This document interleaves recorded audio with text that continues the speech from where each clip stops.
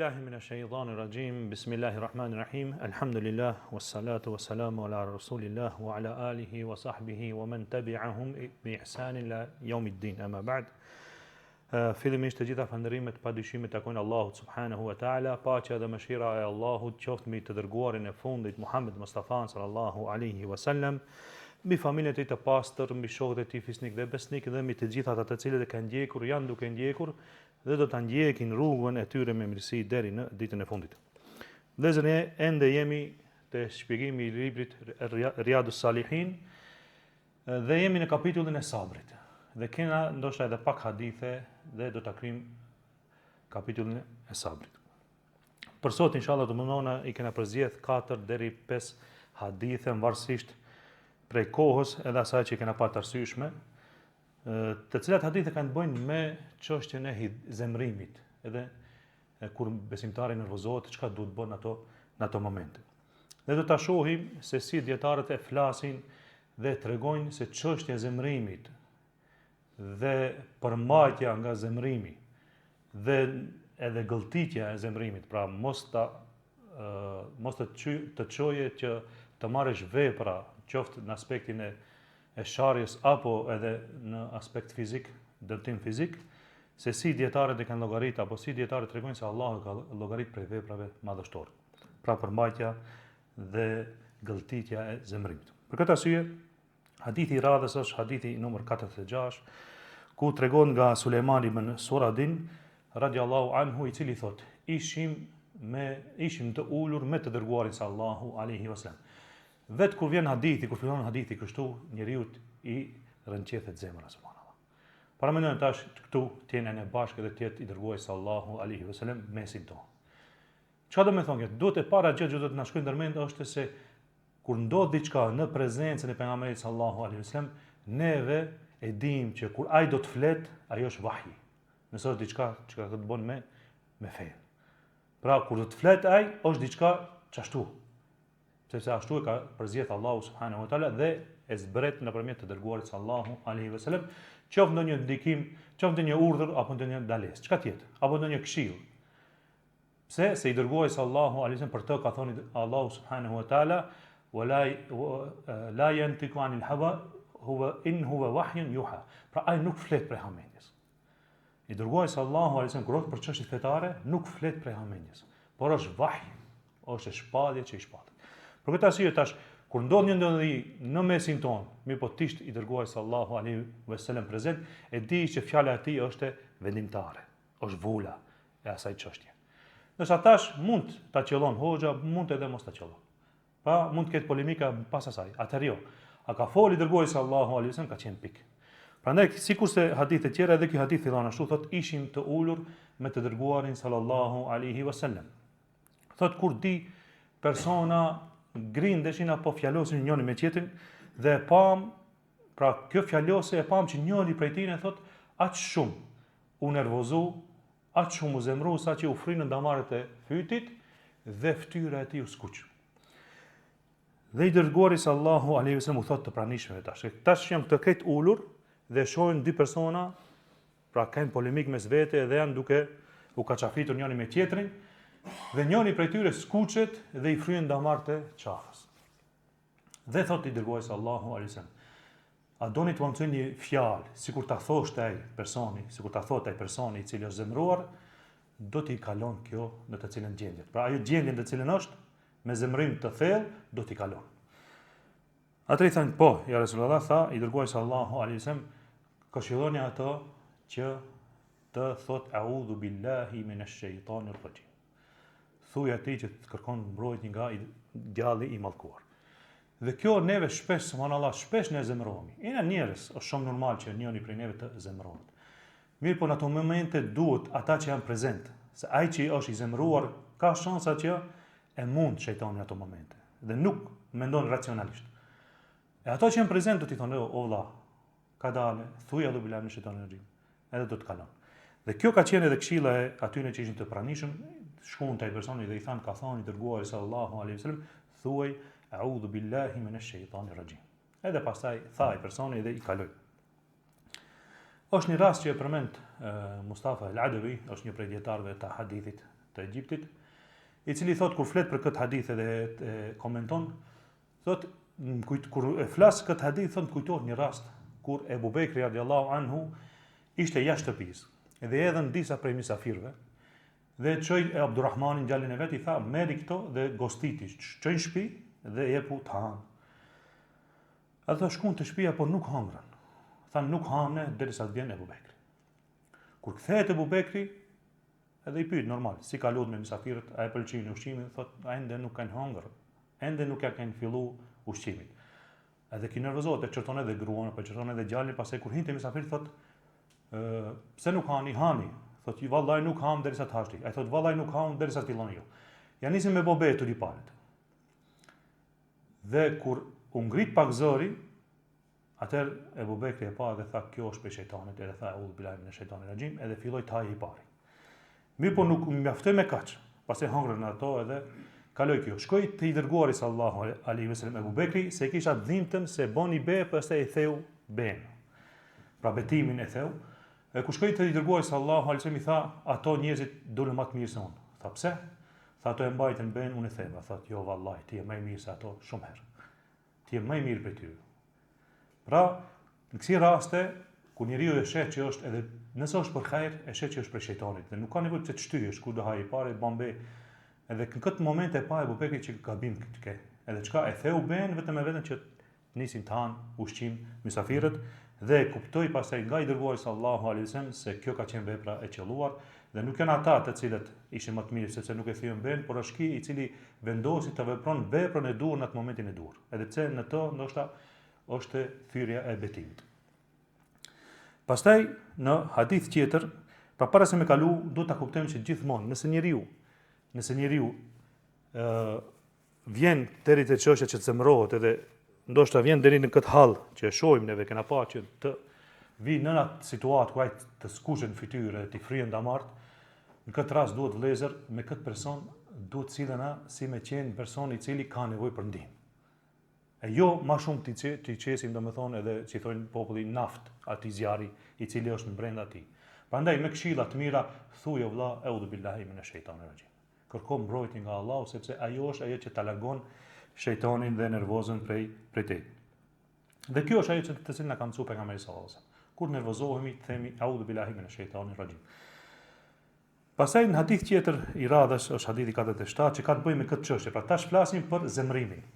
Dhe se si njeriu do të bën sabër në zemrim edhe jo rastisht, Imam Nevevi e ka pru në kapitullin e sabrit hadithe që kanë bëjnë me zemrimin, që në të kërkohet sabër. Edhe ta shohim vlerën atyre të cilët bëjnë sabër gjatë zemrimit, edhe sidomos atyre të cilët kanë pushtet për të hakmar, por nuk hakmerrin për hir të Allahut subhanahu wa taala. Transmeton nga Muadh ibn Enes radiallahu anhu i cili thotë se i dërguari sallallahu alaihi wasallam ka thonë ai person i cili e gëlltit hidhrimin në momentin kur ka mundësi të hakmerret. Pra i ka ndodhur diçka para dikujt. Dhe ai tash e ka pushtetin. Dhe mund të hakmerret, mirë po nuk hakmerret për hir të Allahut subhanahu wa taala. Pra e gëlltit hidhrimin, zemrimin, pa nervozën, ky person thot ditën e gjykimit do të nxirret para njerëzve më të mirë. Dhe ki do të lartësohet para njerëzve më të mirë dhe do t'i thuhet ja ku i ke hyriet merr prej të cilave dush, edhe sa dush. Edhe pse thot dietarët thonë që ka pak daf, pra ka pak dobësi ky hadithi, mirë po kuptimin e ka të vërtet. Dhe Imam Tirmidhiu thot për këtë hadithin hasan. E kur thot Imam Tirmidhiu për hadithin hasan, do të thonë ka shansa në të ketë pak dobësi. Edhe pse kuptimi është i qartë për shkak se tek Allahu subhanahu wa taala për shumë ajete edhe në për shumë hadithe të pejgamberit sallallahu alaihi wasallam e kuptojmë se sa e madhështore është kur njeriu çka e gëlltit hidhrimin. Ajo që duhet ta potencojmë sa i përket çështjes së gëlltitjes së hidhrimit apo zemrimit, më mirë ta quajmë, është se dietarët, sikurse Ibn Mubareku, Ishaq ibn Rahawayh, edhe Ahmed ibn Hanbali edhe të tjerë, thonë kur flasin për moralin e mirë, morali i mirë është gëlltitja e zemrimit. Këto kështu e thonë. Nëse do të moral të mirë, prej moralit të mirë, gjë e kryesore është kur njeriu di ta përmban veten prej zemrimit dhe ta gëlltit zemrimin. Mirë, po kjo nuk do të thotë se a është krejt kjo. Domethënë, a është morali i mirë barabart 100% gëlltitja e zemrimit? Jo. Është pjesë e rëndësishme për të qenë njeriu i moralshëm ta përmbaj veten kur zemërohet. Mirë, po ka, domethënë, a duhet të ketë edhe morali është i përfshirë në aspekte tjera po. Mirë, po prej kryesorëve është kjo. Edhe tash mund të vetë ta logjikën. A cili njeri mund të arrijë në moral të mirë? Ai i cili e përmban veten apo ai i cili nuk e përmban veten? Pra ai i cili e përmban veten padyshim që mund të arrijë grada të larta të moralit të mirë. Mirë, po këto e kanë treguar dhe kanë dashur na japin sinjal se nuk ka mundësi njeriu ta llogarit veten se ka moral të lartë dhe moral të mirë nëse ku nervozohet se ne mban veten. Haroje këtë. Prandaj edhe kena përmendur edhe më herët në ligjërata, prandaj ta dimë se nuk ka arsyetim fe, thot dikushi, unë kur nervozohem, ma lëshoni rrugën. Kështu nuk ka në islam. Ti patjetër e ke ta kontrollosh veten. Dhe është për ibadeteve, dietarët thonë, është për ibadeteve që njeriu s'paku bërëm një herë në jetë të adhuron Allah me këtë ibadet, se këtë ibadet e do Allahu shumë. Gëlltitja e zemrimit. Gëlltitja e zemrimit. Prandaj vëllezër, për ta kuptuar do ta bëjmë një shembull se përket kësaj që dietarët kanë thonë morali i lartë është gëlltitja e zemrimit apo përmbajtja e vetes kur zemërohesh. E kanë pru si shembull apo dietarët e bien si shembull kur themi neve, pra nuk është krejt morali i mirë krejt, domethënë patjetër krejt gëlltitja e zemrimit, mirë po është pjesë e saj e rëndësishme. Sikurse thonë dietarët luftëtari i cili është në front të parë. Kur themi neve, kur duam neve ta përshkruajmë një trim, si themi, është ai i cili në front të parë tregohet burr dhe nuk ik prej frontit, apo? Kjo është trim. Mirë, po a trimëria e theksuar dhe e përvetësuar vetëm këtë çështje? Jo. Ka njeriu i cili dhe ka raste ndryshme të cilat trimëria shifet që nuk ka patjetër të jetë luftë. Mund të jetë jashtë luftës, jashtë betejës. Mirë, po kur flitet për trimërinë, sendi i parë që shkon njeriu në mend është lufta. Dhe se ai nuk i frikohet armikut dhe i drejtohet armikut me plot trimëri. Mirë po, a ka njerëz të cilët janë trima edhe jashtë luftës? Po. Pra nuk është e përcaktuar vetëm për luftën trimëria, por kur flitet për trimërinë, sendi i parë kryesor që i shkon në njeriu, ndërmend i shkon lufta dhe trimëria e tij në luftë, njëjtë është edhe me këtë çështjen e zemrimit. Pra, ku njeriu nuk ka mundësi njeriu të jetë me moral të lartë nëse njeriu nuk e kontrollon veten gjatë zemrimit. Pastaj hadithi i radhës është hadithi i Ebu Hurajrës, ku Ebu Hurajra transmeton dhe thotë se dy persona shkuan te i dërguari sallallahu, një person shkoi te i dërguari sallallahu alaihi wasallam dhe këtë hadith e keni dëgjuar shumë. Pra është hadithin të cilën personi i thotë të dërguarit sallallahu alaihi wasallam, "Ausini ya Rasulullah", o i dërguari i Allahut, më këshillo. Më këshillo. Çfarë është përgjigjja? La taghdab. Mosu zemro. Mosu nervozo. Edhe i tamam, ma tha këshillën edhe tash thot thumme ausini, thot po tash edhe një këshillë, thot mosu zemro. La taghdab. Për tretë herë prap la taghdab. Edhe atëherë kuptoja se kjo që nga prej virtyteve më të mëdha të cilat i do Allahu subhanahu wa taala kur njeriu nervozohet dhe mundohet që mos të del prej kontrollit së tij zemrimi. Bile dietarët thonë kur thot i dërguari sallallahu alaihi wasallam la taghdab, mos u zemro, nuk e ka për qëllim ditë në moment zemrohesh. I ka për qëllim edhe mos hyn në për vende, në për çështje, në për polemika, në për situata të cilat do të bien deri te zemrimi. Pra edhe aty mos hyn. Jo vetëm mos u nervozo, po mos e bjer punën ti si person në atë situata ta biesh veten që ti pastaj të zemrohesh. Edhe këtu është për qëllim, edhe për këtë është urdhni i të dërguar sallallahu alaihi wasallam la taghdab. Pastaj ajo çka është që e përmend Mustafa al-Adawi i cili e komenton edhe këtë hadith, thot derisa në atë shkallë dietarët dhe i dërguari sallallahu alaihi wasallam e ka cek edhe në hadith, por edhe dietarët e përmendin thot edhe gjykatësi si gjykatës, pra nuk ka drejt gjykon nëse është i zemëruar, i nervozuar. Sepse njeriu në momentin e zemrimit çka tham? Çfarë ke këshilla e të dërguarit sallallahu alaihi wasallam kur njeriu është nervoz? Dhe më deri në atë marrë që se ne kontrollon veten? Tha udhu billahi minash shaitanir rajim. Pra ka hise shejtani. E kur ka hise shejtani me një çështje, me një gjykim, a mund të jetë gjykimi i drejtë? Jo. Për këtë arsye është ndaluar që gjykatësi gjykon kur ai është i nervozuar dhe është i zemëruar. Nuk bën. Bile ka përmend Sheikh Mustafa se Egjipti ka pas shumë probleme, sidomos çështjen e shkurzimit. Edhe e përmend edhe një çështje thotë, sidomos edhe te gratë të cilat janë në cikull mujor, thotë nuk ke përmend thotë te ne në vendin tonë nuk e llogarisim talakin në ato çaste. Pse se gruaja ka çrregullim hormonal thotë në ato fazë, në ato ditë, dhe ajo sjellja e saj është ndryshe prej ditëve tjera, kur nuk është me cikël mujor. Por këtë arsye, në ato raste thotë nuk e kena pranuar edhe talakin nëse ka ndodhur në ato momente. Pse? Sepse sjellja e saj ka ndikuar që ki pastaj të vepron në atë mënyrë. Prandaj vëllezër, këto janë gjëra të cilat duhet i kena parasysh. Sidomos ato që janë të martuar, ta kenë parasysh se gruaja në atë kohë, në atë periudhë, nuk është e njëjta sikurse është jashtë asaj periudhe. Prandaj duhet ta kena këtë parasysh edhe sjelljet e saj mund të jenë matashme, edhe dallon gruaja prej gruas. Ka diku te një motor shumë dikon. Shumë dikon edhe ne duhet të bëna sabër. Që mos vije puna të prishet familja për një sjellje të asaj e cila nuk është bash prej saj, po është nga çrregullimi hormonal i brendshëm. Edhe duhet bëna ne si meshkuj, si burra duhet bëna sabër. Dhe mos të bëhet ajo sebeb që ne pastaj ta ngritim zonën e çorton edhe vije puna deri te, si ka përmend Sheikh Mustafa, deri te shkurzimi. Ja. Këto raste do të jenë të mëshëm edhe dim se çka të veprojmë. Thot Allahu subhanahu wa taala kur e përmend për çështjen e kadhimin e ghayth, thot wasari'u ila maghfiratin min rabbikum wa jannatin, pra shpejtoni, nxitoni te mëshira e Allahut subhanahu wa taala për Zotit tuaj. Te një xhenet arduha as-samawati wal ard. Te një xhenet i cili është i gjerë sa qielli dhe toka. Për ka është përgatitur ky xhenet uiddat lil muttaqin. Pra është për të devotshmit, për njerëzit që kanë ndrohur Allahu subhanahu wa taala. Alladhina, pra ata kush janë? Alladhina yunfiquna fis sarra'i wad darra'i wal kadhimina al ghayth wal 'afina 'anil nas. Kush janë këta? Janë ata të cilët kur japin edhe kur kanë edhe kur s'kan. Kështu bash bukfalisht. Janë ata persona të cilat japin për hir të Allahut edhe kur kanë edhe kur s'kan.